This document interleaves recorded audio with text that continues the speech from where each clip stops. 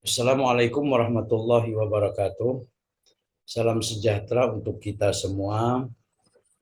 Selamat pagi, selamat siang kepada adik-adik mahasiswaku sekalian. Eh, Pada kesempatan kali ini kuliah kita berbeda dengan perkuliahan yang lalu. Kalau perkuliahan yang lalu kita laksanakan secara tatap muka, kemudian daring ya, melalui Zoom meeting. Tapi untuk kuliah kita pada hari ini kita eh, melakukan kuliah dan saya sudah merekam perkuliahan dan saya upload di YouTube ini. Dan adik-adik sekalian kapanpun bisa membuka dan mengulang-ulang materi kuliah melalui YouTube ini. Oke lah adik-adik sekalian, sesuai dengan yang ada di RPS, kuliah kita pada hari ini kita akan berbicara tentang ahkamul khamsah.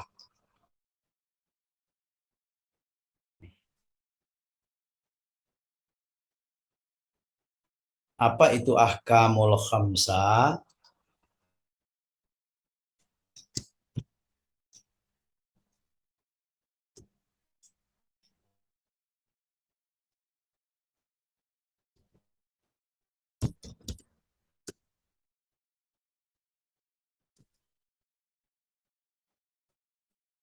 Ahkam al-khamsah ya. Ini berasal dari bahasa Arab ya. Ahkam al-khamsah itu berasal dari bahasa Arab. Yang dikatakan dengan ahkam itu artinya hukum-hukum ya.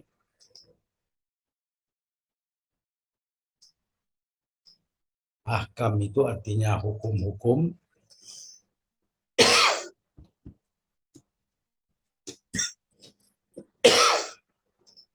Kemudian yang dikatakan dengan al-khamsah atau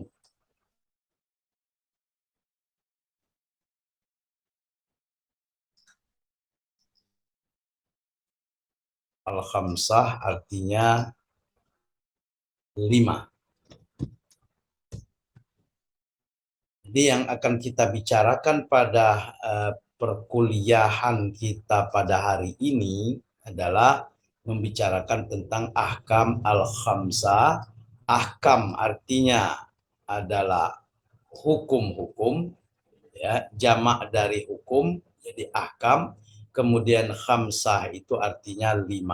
Jadi ada 5 hukum di dalam Islam yang akan kita bicarakan pada kesempatan kuliah kita pada hari ini.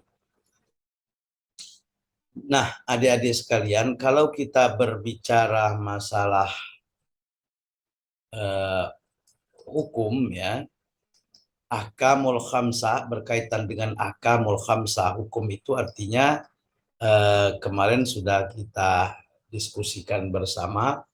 Hukum itu ya aturan, hukum itu yang mengatur ya segala macam hubungan interaksi dengan sesama manusia atau hubungan horizontal, dan juga yang mengatur bagaimana hukuman dengan berhubungan dengan sang pencipta atau sang khalik.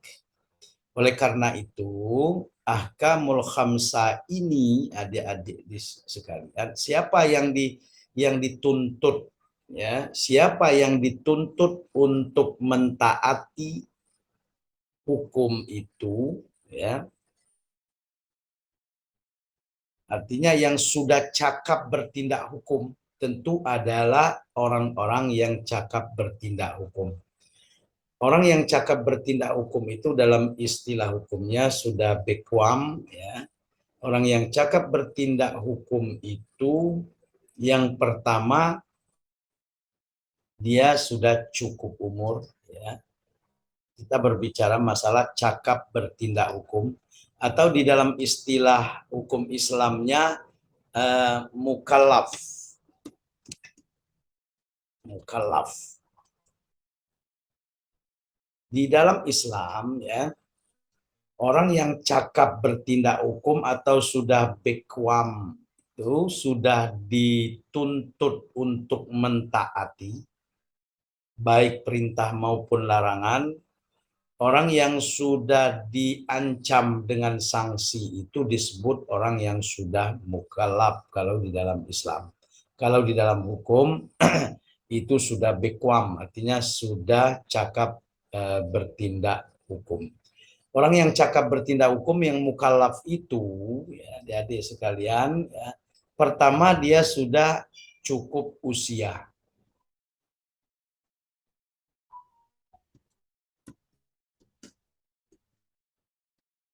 Di dalam Islam, orang yang sudah cukup usia itu ya ditandai dengan kalau laki-laki dia sudah mimpi basah, kalau perempuan juga sudah mimpi basah dan juga tanda lainnya kalau perempuan sudah apa namanya sudah haid artinya sudah datang bulan itu sudah cukup usia. Tidak cukup dengan cukup usia ini untuk menentukan orang yang sudah mukallaf. Ada kalanya berbagai tanda dia sudah cukup usia, kurang lebih kalau sekarang ini baik laki-laki maupun perempuan usia 9 sampai 11 tahun itu sudah dikatakan mukallaf, artinya sudah cukup umur ya, sudah cakap bertindak hukum ya, cakap untuk disanksi apabila dia melaksanakan pelanggaran-pelanggaran, ya cukup usia itu bisa jadi usianya antara 9 sampai 11 tahun. Apakah semua manusia yang sudah berusia 11 tahun ke atas itu sudah dikatakan dia sebagai mukallaf atau cakap bertindak hukum? Tentu belum tentu ya. Tentunya tidak semua yang sudah usianya, kalau berbicara tentang usia ya, tidak semua yang sudah mencapai usia ini dia sudah dikatakan sebagai mukallaf. Karena apa? Syarat kedua dari orang mukallaf ini dia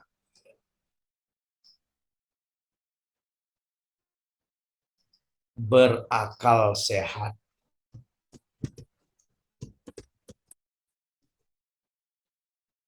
Seorang yang sudah cukup usia, kemudian dia sudah mempunyai akal sehat. Nah, dua syarat ini yang menentukan bahwa seseorang itu sudah mukallaf atau tidak, apakah dia sudah cakap bertindak hukum atau tidak. Nah, disinilah adik-adik sekalian sangat penting sekali dipahami sebagai calon sarjana hukum ya, karena ada beberapa perbedaan ini antara cakap bertindak hukum ini ya atau dianggap cakap bertindak hukum ya di dalam hukum perdata baik di HIR ya, di RBG, kemudian di Undang-Undang Perlindungan Anak, kemudian Undang-Undang Perkawinan ya. Di berbagai perundang-undangan itu ada yang menyebutkan termasuk juga nanti untuk di dinas kependudukan ya, ada yang menyebutkan dia 17 tahun dia sudah bisa untuk mengambil SIM, 17 tahun sudah bisa mendapatkan KTP ya. Kemudian mulai dari kemudian ada lagi yang undang-undang menyebutkan untuk menikah 19 tahun, Undang-Undang nomor 16 tahun 2019, kemudian ada lagi 21 tahun. Jadi ada berbagai perbedaan ya. Perbedaan dikatakan seseorang itu dikatakan cakap bertindak hukum ada 17, ada 19, ada 21 tahun. Itu kalau kita berbicara masalah hukum perdata. Termasuk dalam undang-undang perkawinan pun itu dia 19 tahun bisa dikatakan dia dewasa untuk menikah. Tetapi di dalam hukum Islam ya, orang yang dikatakan cakap bertindak hukum itu disebut mukallaf ya. Pertama dia disebut telah mukallaf ya.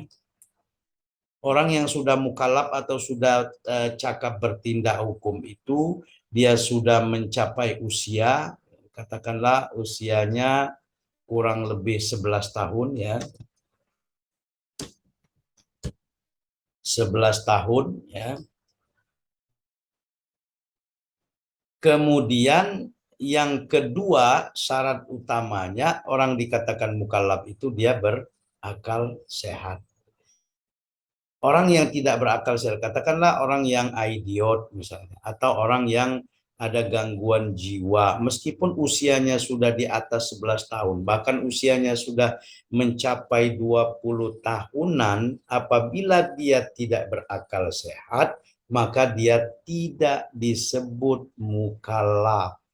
Kalau dia tidak disebut sebagai mukallaf, maka dia tidak dituntut untuk mentaati, artinya tidak menjadi objek dari ahkamul khamsah atau hukum yang 5 ini.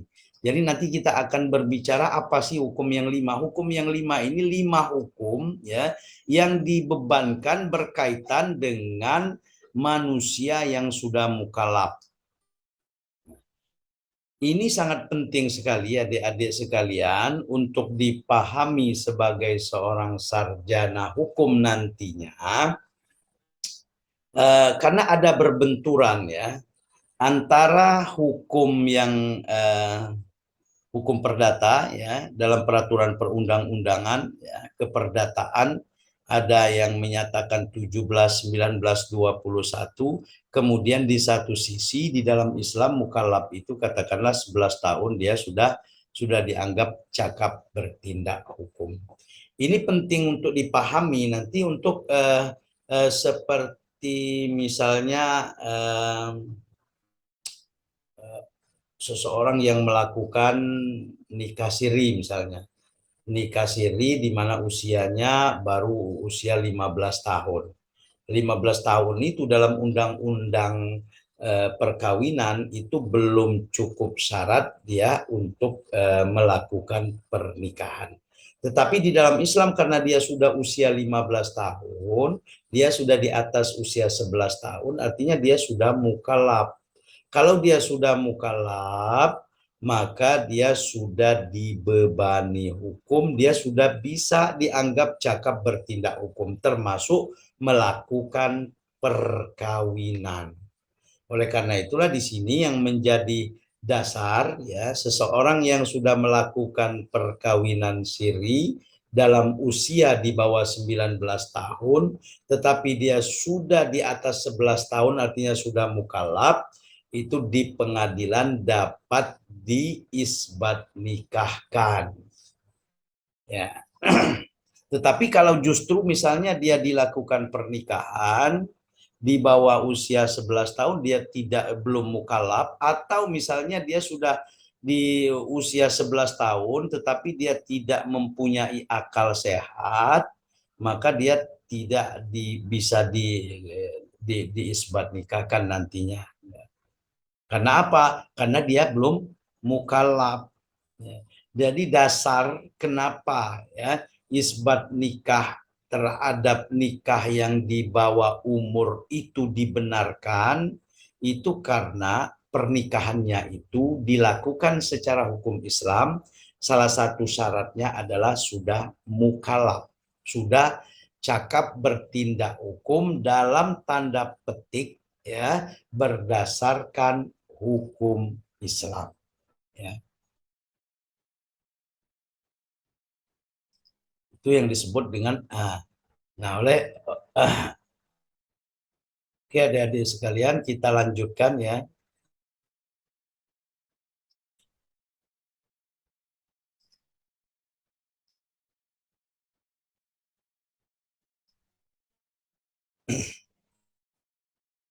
Selanjutnya kita akan berbicara apa sih?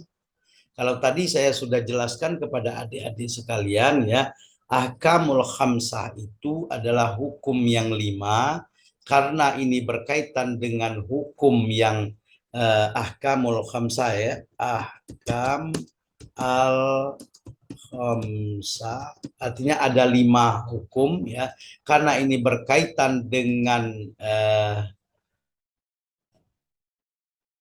cakap atau tidak cakapnya pelaku hukum itu ya, apakah dia sudah cakap atau tidak cakap dalam melaksanakan perbuatan hukum, disebut dia sudah mukallaf, maka dia ahkamul khamsah ini disebut juga dengan hukum taklifi. Nah, disinilah dasarnya kenapa ulama ya dia menyamakan ya istilah lain dari ahkam al-khamsah atau hukum yang 5 ini adalah hukum taklifi. Hukum yang 5 ini ada 5 hukum yang dibebankan kepada orang-orang yang sudah mukallaf. Yang sudah mukallaf itu adalah orang yang sudah cukup umur. Yang kedua adalah orang yang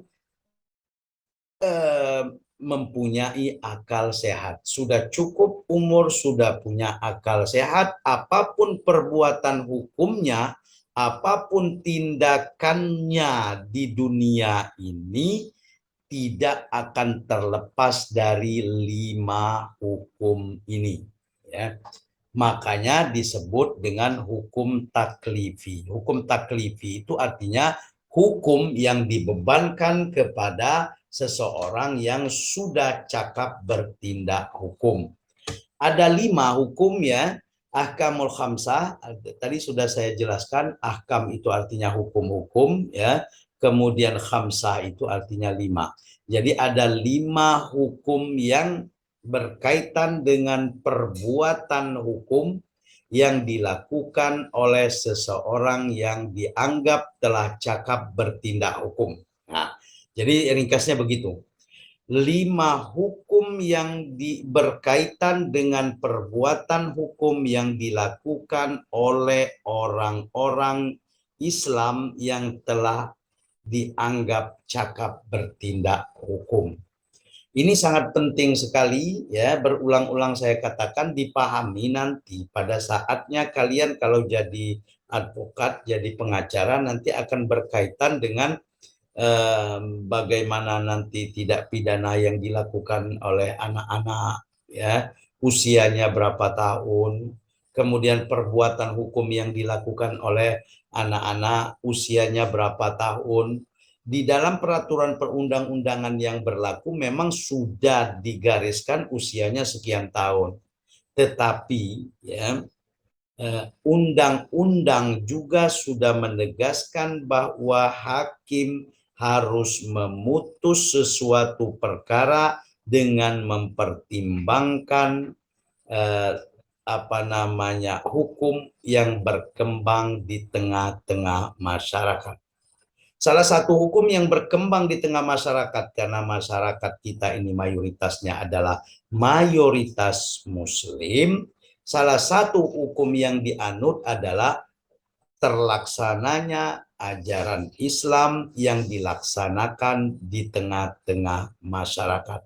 Di tengah-tengah masyarakat Muslim, ya, itu sudah tertanam bahwa kalau dia sudah mukallaf, kalau dia sudah sampai umur, kemudian dia sudah punya akal sehat, maka dia sudah dianggap cakap bertindak hukum. Ahkamul khamsah ini ya, atau hukum ya, atau singkatnya begini, apapun perbuatan orang yang sudah cakap bertindak hukum tidak akan terlepas dari 5 hukum ini. Yang pertama apa? Yang pertama adalah wajib.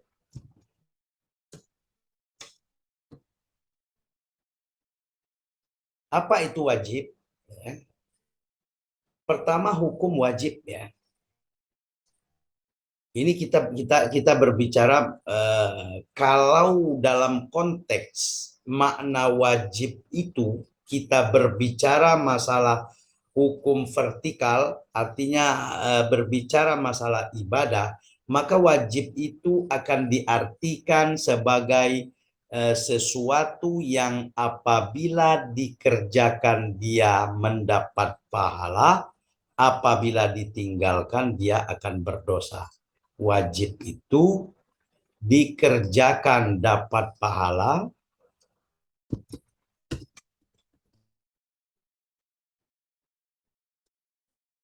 di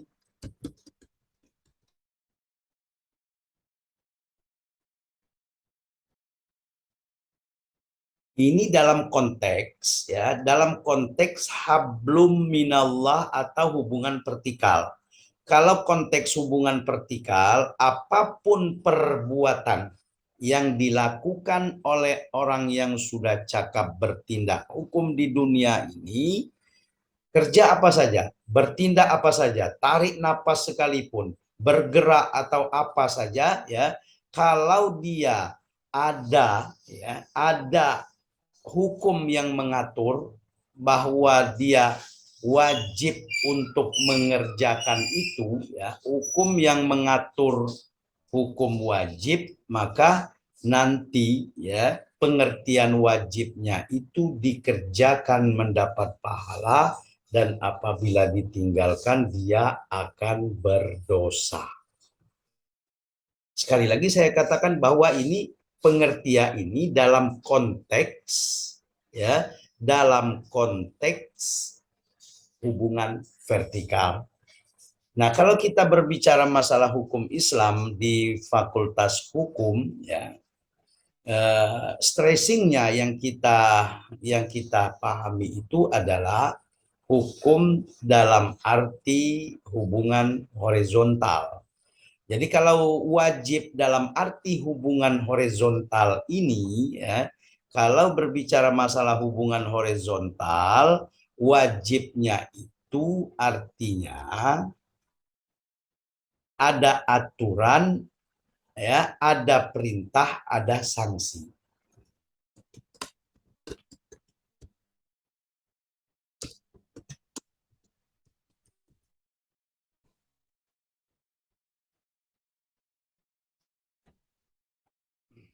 Ada aturan yang mengatur ya. Kalau dalam peraturan perundang-undangan biasanya ada aturan yang mengatur.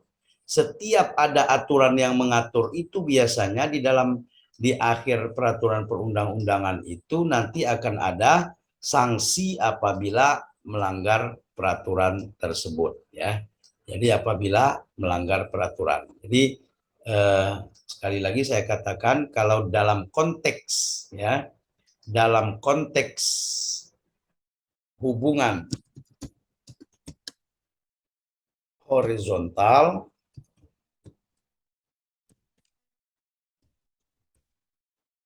kalau dalam konteks hubungan horizontal, maka yang dikatakan wajib itu adalah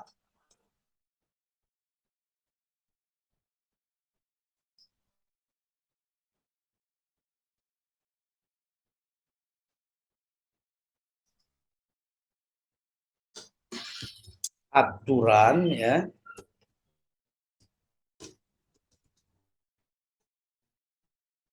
yang mengatur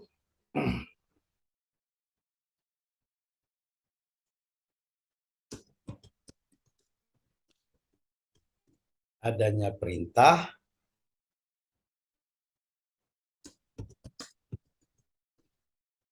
mengatur adanya sanksi.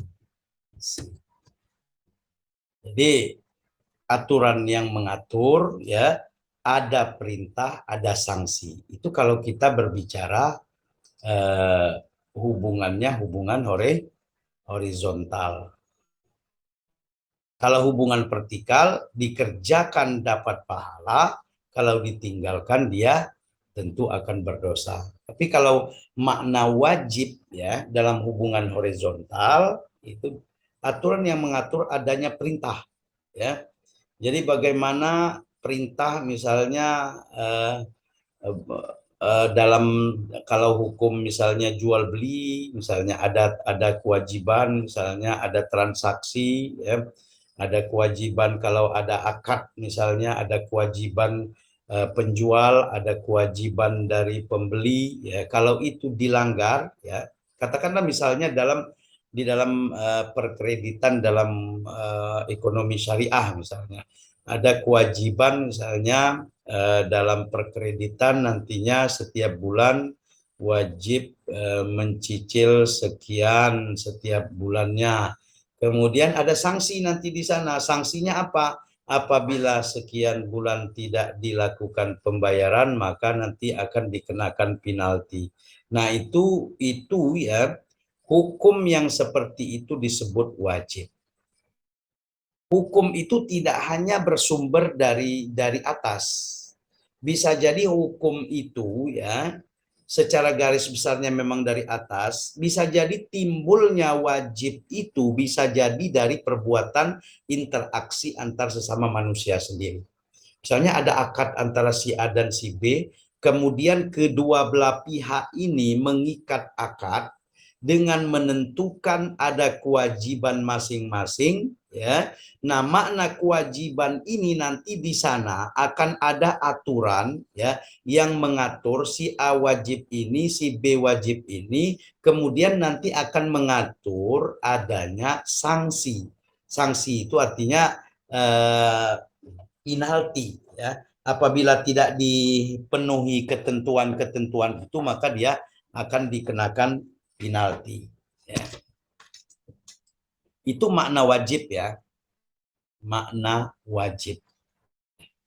Nah di dalam sumber hukum ya, kalau kita bicara masalah sumber hukum adik-adik sekalian, di dalam sumber hukum Islam utama baik Al-Qur'an maupun hadis-hadis Nabi, wajib itu selalu ya, selalu tapi tidak semuanya ya, selalu diawali atau bercirikan ya, ada kata-kata perintah yang ada di sana. Jadi ada kalimat perintah di sana. Kalau ada kalimat perintah di sana, kalau masalah sholat misalnya diwajibkan untuk melaksanakan, lakukanlah sholat 5 waktu misalnya. Itu perintah untuk melakukan sholat sehingga dia menjadi wajib.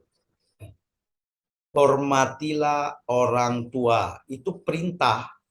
Perintah supaya menghormati orang tua. Maka hukumnya menghormati orang tua itu wajib dikerjakan ya. Menghormati orang tua ini akan mendapatkan pahala kalau dalam konteks vertikal. Apabila tidak dikerjakan maka dia akan berdosa. Nah, dalam konteks hubungan horizontal ya, ketika ada perintah ya bisa jadi wajib itu ya akibat dari perintah yang dikeluarkan oleh sumber utama hukum Islam ya, bisa jadi juga wajib itu timbul akibat transaksi antara kedua belah pihak. Tadi sudah saya contohkan ya, kalau dari transaksi antara kedua belah pihak, ketika kedua belah pihak sama-sama mengikat diri dengan sesuatu akad, artinya kedua belah pihak ini sudah membuat aturan yang mewajibkan kedua belah pihak untuk mentaati. Karena itu sudah menjadi wajib, maka apabila tidak ditaati, maka tentu di sana akan ada sanksi. Jadi sekali lagi saya katakan, baik itu ya, baik itu wajib dalam konteks hubungan vertikal dengan Allah maupun hubungan horizontal ya, wajib itu ciri-cirinya ada dua.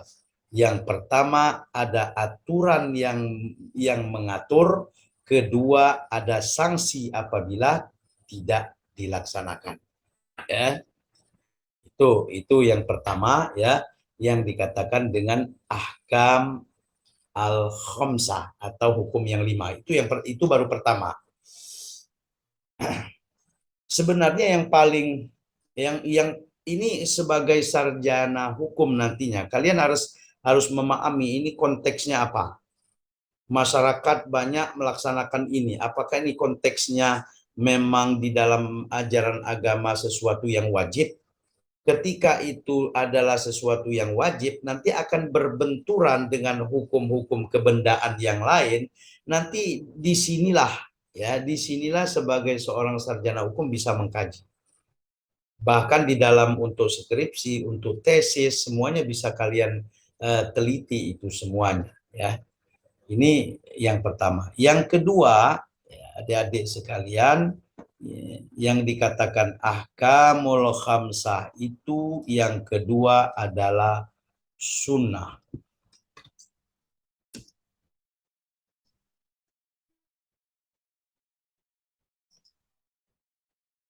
Yang kedua sunnah. Sunnah ini, ya adik-adik sekalian, ya kalau kita berbicara masalah sunnah, maka yang dikatakan sunnah itu adalah kita kembalikan dulu ya ke konteksnya dalam hubungan vertikal supaya mudah untuk memahami ya. Kalau hubungan vertikal ya, sunnah itu ya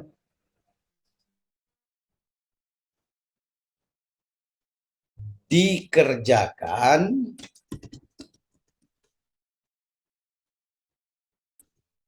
dapat pahala, tidak dikerjakan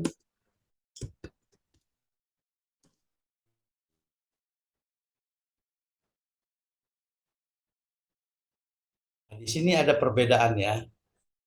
Kalau wajib dikerjakan dapat pahala, ya, sunnah juga dikerjakan dapat pahala, tetapi bedanya dengan wajib, kalau wajib itu tadi saya katakan unsurnya ada dua, ya,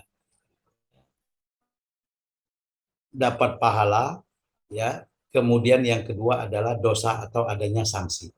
Sementara untuk sunnah ini apabila dikerjakan dapat pahala, tapi apabila ya tidak dikerjakan maka dia tidak akan berdosa. Jadi artinya apa? Perbuatan itu ya ada aturan yang mengatur, ya ada aturan yang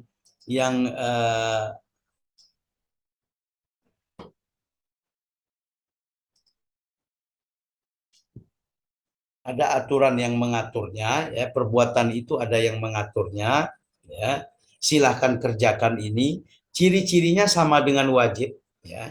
Di sana ada kalimat-kalimat, kalau di dalam sumber hukumnya itu ada kalimat-kalimat yang menyatakan bahwa kewajiban untuk melaksanakan itu atau ada perintah untuk melaksanakan itu. Tetapi ya, bedanya dengan wajib, kalau wajib ada sanksi apabila tidak dilaksanakan. Tetapi kalau sunnah, ketika tidak dilaksanakan, maka dia tidak akan ada sanksinya. Dia tidak ada sanksinya. Begitu juga dalam eh, hubungan katakanlah hubungan horizontal, ya. Ada hubungan horizontal. Seperti katakanlah kalau misalnya di dalam hukum-hukum yang kita alami sehari-hari, ketika awal-awal kita untuk adanya COVID kemarin ya, kalau kita tidak ada masker, maka kita diwajibkan untuk memakai masker, wajib itu. Apabila tidak memakai masker, maka ada sanksinya. Sanksinya apa? Kalau kita mau masuk ke tempat umum, kita dilarang masuk. Mau ke bandara, kita sanksinya enggak dilarang ke bandara. Bahkan kalau kita kena razia, bisa kena tangkap. Itu sanksinya. Nah, ketika nanti corona sudah tidak lagi seperti awal-awal tahun 2020, Presiden sudah mengeluarkan pernyataan, maka dia sifatnya bukan lagi wajib. Maka memakai masker itu sudah menjadi sunnah. Sunnahnya apa? Dikerjakan bagus, ya, dikerjakan sangat bagus sekali. Tetapi apabila tidak dikerjakan, sanksinya nggak ada. Artinya kalau untuk zaman sekarang ini kita ke bandara nggak pakai sanksi, kita nggak ditegur bahkan. Kita masuk mall, kita nggak pakai masker, kita nggak di stop di sana. Tetapi ketika kita pakai masker itu lebih baik. Nah, begitu juga nanti dengan hukum-hukum yang mengatur bagaimana ya transaksi-transaksi, baik transaksi keuangan, perbankan ya, atau transaksi hubungan interaksi dengan sesama manusia nantinya yang diatur di dalam hukum Islam itu ada kalanya dia bersifat sunnah. Memang ucapannya di dalam hukum itu atau di dalam kalau di undang-undangan di pasal itu disebutkan ada kata-kata perintah, tetapi perintah itu tidak mempunyai sanksi apabila perintah tidak dilaksanakan. Jadi kalau undang-undang misalnya ada undang-undang menyebutkan ketentuan-ketentuan tertentu, kemudian ada sanksi di pasal selanjutnya apabila tidak dilaksanakan, itu namanya wajib.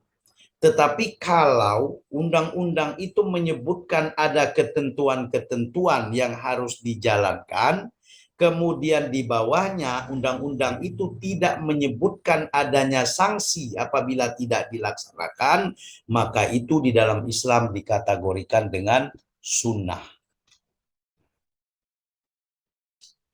Ini hukum yang kedua. Jadi apapun, makanya saya katakan tadi, apapun tindakan kita, ya, tindakan manusia yang sudah mukallaf, yang sudah bekwam, ya, sudah cakap bertindak hukum itu, ya, apabila dikaitkan dengan ahkamul khamsah, pasti akan masuk di dalam salah satu dari 5 hukum ini. Yang pertama wajib, yang kedua sunnah. Ya. Oke, kita sudah bicara masalah yang kedua adalah sunnah. Bisa dipahami oleh adik-adik, ya silakan dikembangkan sendiri ya dengan logika kalian sendiri ya. Kemudian yang ketiga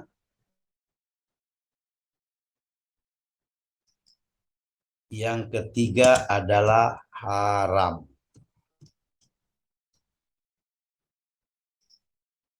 Nah, yang ketiga haram. Kalau kita berbicara masalah haram, saya kira makna haram ini ya secara nalar kita masing-masing, saya yakin adik-adik memahami, meskipun yang non muslim ya di agama manapun ada istilah haram ya. Haram itu ya kalau dalam konteks, kembali lagi kita bahas seperti dua hukum yang di atas ya. Kalau berbicara masalah haram, yang dikatakan haram kalau konteksnya itu hubungan-hubungan vertikal atau hubungan dengan yang maha kuasa, artinya dikerjakan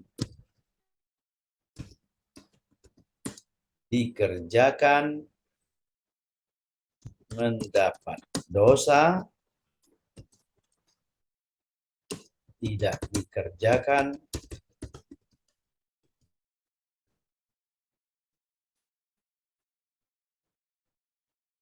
ini kebalikan dari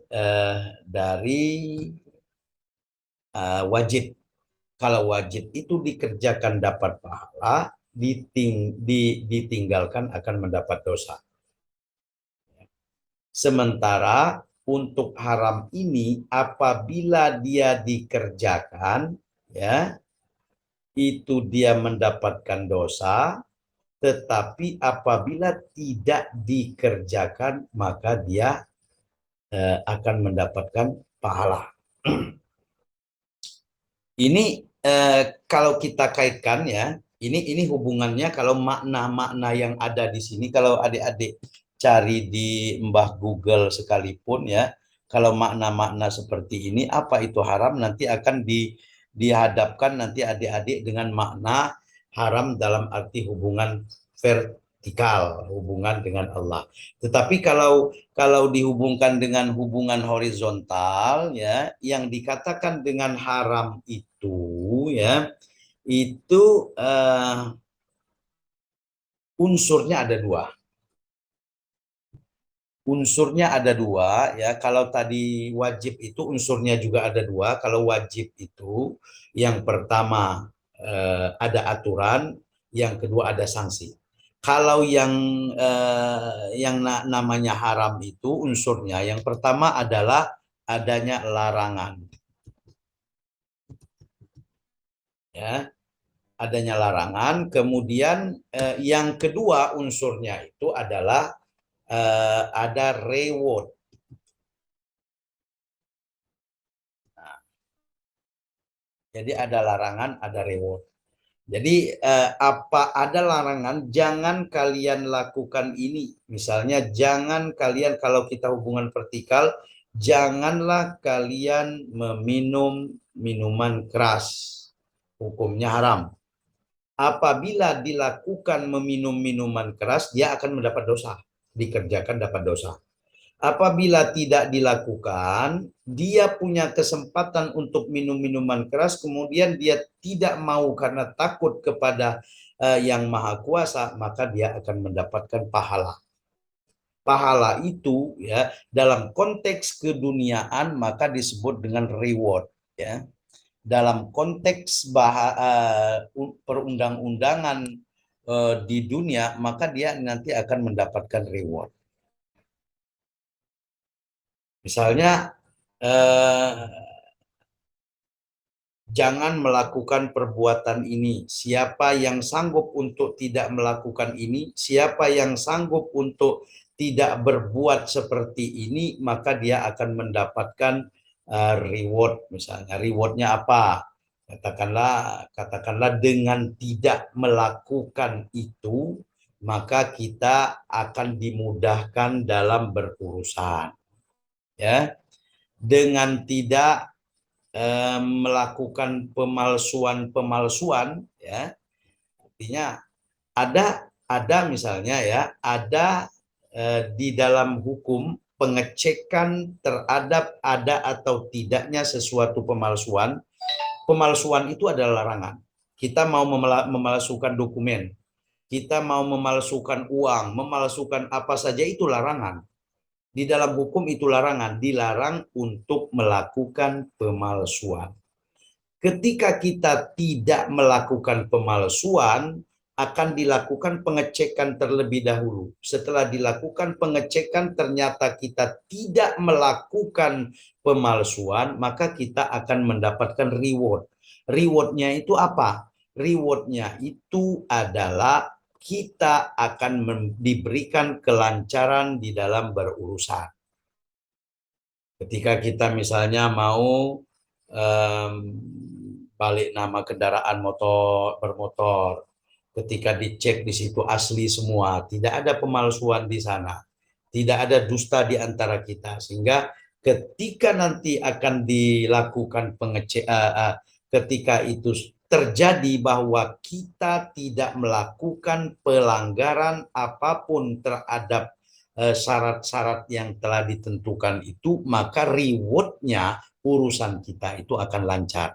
Itulah yang dikatakan haram. Silakan dikembangkan sendiri oleh adik-adik sekalian yang dikatakan haram itu apa ya kalau dikaitkan dengan hukum-hukum keduniaan.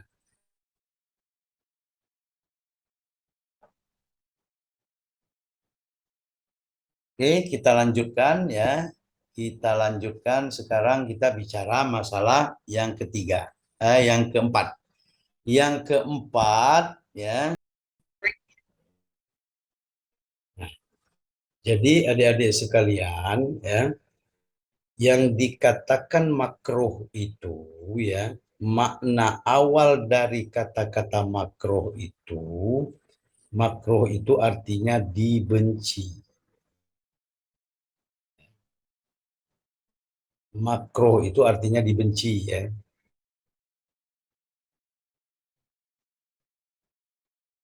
Secara bahasa, makna makruh itu artinya dibenci. Nah, dalam makna makruh eh, perbuatan hukum kaitan dengan hubungan vertikal dengan sang pencipta, maka makruh itu diartikan adalah sesuatu yang dikerjakan dia tidak mendapat dosa. Apabila tidak dikerjakan, maka dia pun tidak akan mendapat pahala. Jadi ini eh, agak kontradiksi dengan kata-kata haram. Ya, kalau haram itu dia dikerjakan dia mendapat dosa, tidak dikerjakan dia dapat pahala. Tetapi makruh itu dikerjakan tidak ada dosanya, tidak dikerjakan dia tidak mendapatkan reward. Ya, jadi oleh karena itu dalam konteks ya, dalam konteks perbuatan hukum interaksi antar sesama manusia, maka makruh itu ada larangan tidak menimbulkan sanksi. Jadi dia sesuatu perbuatan makruh itu sesuatu yang dilarang, tetapi larangan itu ya sifatnya tidak menimbulkan adanya sanksi. Ada aturan yang melarang untuk melakukan satu perbuatan hukum, tetapi tidak ada sanksi apabila perbuatan hukum yang dilarang itu dilakukan. Maka itu disebut dengan makruh. Di dalam konteks sumber hukum Islam utama, baik Al-Quran maupun hadis Nabi, biasanya sesuatu yang makruh itu larangan yang ada di sana tidak dengan jelas, ya, tidak dengan jelas larangan itu eh, menegaskan jangan sampai hal itu dilakukan. Seperti larangan adanya haram. Kalau larangan haram adanya haram itu jangan kamu lakukan misalnya perbuatan judi, jangan kamu minum minuman keras, jangan kamu menganiaya dengan sesama misalnya, itu larangan itu, tegas itu larangannya. Tetapi kalau untuk larangan yang bersifat makruh, larangannya itu nggak begitu tegas, cuman hanya ada bisa dipahami saja, oh sepertinya ini tidak baik untuk dilakukan. Tetapi apabila dilakukan, ya nggak apa-apa juga, nggak ada sanksinya juga, kan? Nah, tetapi kalau bedanya dengan yang haram tadi, kalau yang haram oh, ini nggak baik dilakukan. Apabila dilakukan nanti ini loh sanksinya. Itu yang dikatakan dengan makro. Dan yang kelima yang terakhir adik-adik sekalian dari ahkamul khamsah artinya hukum yang lima yang berkaitan dengan perbuatan hukum manusia. Perbuatan hukum manusia itu adalah mubah. Mubah itu gampang aja ya. Yang dikatakan mubah itu kalau bahasa bahasa singkat, bahasa gaulnya sehari ya, boleh-boleh saja, boleh dilakukan, boleh tidak dilakukan. Dalam konteks makna hubungan vertikal dalam beribadah kepada Sang Pencipta, maka dikatakan mubah itu dikerjakan tidak mendapat pahala, lakukan itu tapi nggak ada pahalanya, nggak ada investasi untuk akhiratnya. Apabila tidak dikerjakan juga tidak ada dosanya, ya. Dikerjakan tidak mendapat pahala, tidak dikerjakan juga nggak ada dosanya. Maka ini disebut dengan eh, mubah. Dalam konteks kita berbicara masalah perbuatan hukum manusia dalam interaksi dengan sesama manusia, maka yang dikatakan mubah itu adalah boleh dilakukan dan tidak dilakukan. Boleh dilakukan atau tidak dilakukan. Mau dilakukan silahkan, tidak dilakukan juga silahkan. Misalnya Kita pagi-pagi mau ngopi, mau duduk di depan rumah, nggak ada yang melarang. Boleh-boleh saja mau ngopi di depan rumah boleh, tidak ngopi di depan rumah boleh, mau di dalam rumah boleh, mau di luar rumah juga boleh. Itu namanya perbuatan-perbuatan mubah. Jadi artinya apa? Ciri-cirinya yang mubah ini larangan tidak ada, ya, sanksi tidak ada, perintah tidak ada, tetapi mau dilakukan boleh, tidak dilakukan juga boleh. Sehingga ini yang paling banyak ditemui di dalam perbuatan-perbuatan hukum sehari-hari. Tetapi sesuatu yang mubah ini, ya, sesuatu yang boleh-boleh saja kita lakukan, ya, kemerdekaan kita dalam bertindak, ya, kemerdekaan kita dalam melakukan perbuatan hukum, ya, ada kalanya apabila mengganggu hak orang lain, nanti akan berubah nanti statusnya. Awalnya boleh-boleh saja, ya. Misalnya kita mau muter musik, ya, musik punya kita, ya, alat musik punya kita, semua punya kita. Tetapi ketika kita putar, ternyata ada tetangga yang merasa terganggu dengan apa yang kita lakukan itu. Dari yang tadinya musik punya kita, mau hidupkan, mau matikan silahkan saja, itu akhirnya menjadi nanti akan berubah statusnya. Bisa jadi nanti statusnya jadi haram, ya. Kalau memang bertentangan dengan mencederai, artinya mengganggu hak-haknya orang lain, ya, tentu akan berubah. Bisa jadi nanti jadi makruh, bisa jadi nanti jadi perbuatannya bisa jadi sunnah, ya, semuanya nanti akan berubah. Jadi yang paling banyak perbuatan hukum seorang yang sudah cakap bertindak hukum itu, yang paling banyak itu adalah perbuatan mubah. Tapi perbuatan mubah ini, ya, sewaktu-waktu sesuai dengan situasi dan kondisi yang ada, perbuatan mubah ini bisa berubah menjadi haram, bisa menjadi haram, bisa menjadi apa namanya wajib, ya, bisa menjadi sunnah, bisa juga dia menjadi makruh, atau dia tetap saja menjadi sesuatu yang mubah.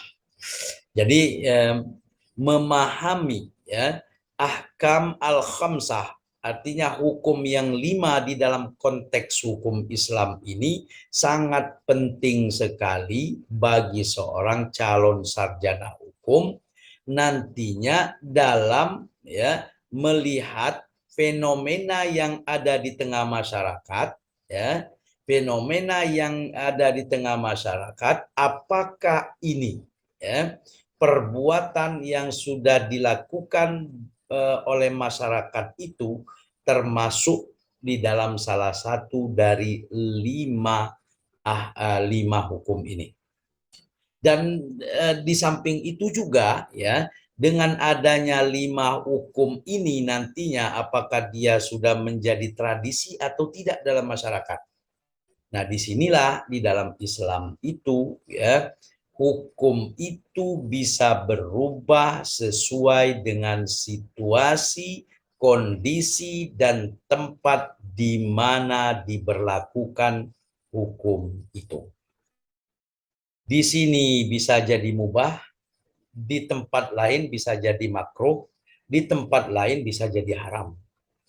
Nah, disinilah sebagai seorang sarjana hukum, kalau jadi advokat, jadi praktisi hukum, jadi hakim, nanti bisa menilai, ya, bisa menilai mana ini yang sudah menjadi, ya, tradisi yang harus dipertimbangkan, ya, sebagai living law, artinya hukum yang berkembang di tengah-tengah masyarakat, dia masuk kategori apa. Kalau dia sudah menjadi living law, ya, sudah menjadi hukum yang dianut oleh masyarakat dan ternyata dia sesuatu yang dilarang, ya, maka ini bisa jadi akan ada sanksinya. Sebagai contoh saja begini, di luar negeri, katakanlah di negara-negara barat, dengan kita orang timur kan berbeda. Orang barat ya pakai pakaian yang minim ya, bagi mereka nggak ada masalah ya, nggak ada masalah, artinya bagi mereka itu mubah karena sudah menjadi tradisi mereka. Sementara di tempat kita orang-orang timur ini, ketika melihat orang pakaian yang minim seperti itu menjadi sesuatu yang bukan, artinya sudah melanggar kesusilaan. Kalau dia sudah dianggap melanggar kesusilaan, maka maka dia nanti apakah dia masuk dalam kategori makruh. Kalau dia sudah keterlaluan, nanti bisa jadi sesuatu yang haram dilakukan. Sesuatu haram yang dilakukan di negara dia sesuatu yang mubah, di negara kita adalah dia sesuatu yang haram. Sebagai seorang hakim nanti bisa mempertimbangkan ya hukum mana nanti yang akan tepat diterapkan untuk itu semuanya. Jadi ini adik-adik sekalian ya, sebagai materi kuliah kita pada hari ini, ahkamul khamsah, artinya 5 hukum yang berkaitan dengan apapun perbuatan hukum dari ya orang-orang yang sudah dianggap cakap bertindak hukum, atau ahkamul khamsah ini disebut juga dengan hukum taklifi. Hukum taklifi itu artinya hukum yang dibebankan ya kepada orang-orang yang sudah cakap bertindak hukum. Itu saja adik-adik sekalian sebagai kuliah kita pada hari ini. Selebihnya silakan kalian perdalam wawasan sendiri ya, perdalam sendiri, pelajari sendiri, kemudian ya coba di formulasikan sendiri makna-makna yang ada. Kalau kalian baca definisi-definisi dari 5 ya, 5 hukum berkaitan dengan perbuatan manusia ini, baik dalam hukum buku-buku keislaman maupun di Google ya, di internet, selalu makna yang ada di sana itu makna yang berkaitan dengan ketika manusia yang sudah cakap bertindak hukum dikaitkan dengan hubungannya dengan Sang Maha Pencipta. Pada hari ini saya ingin menarik sedikit makna pengertian yang lebih kontekstual ya, ketika ya perbuatan hukum itu dikaitkan dengan perbuatan hukum interaksi dengan sesama manusia. Itu saja adik-adik sekalian, sampai jumpa pada kuliah yang akan datang. Wabillahi taufiq wal hidayah. Wassalamualaikum warahmatullahi wabarakatuh. Salam sejahtera untuk kita semuanya.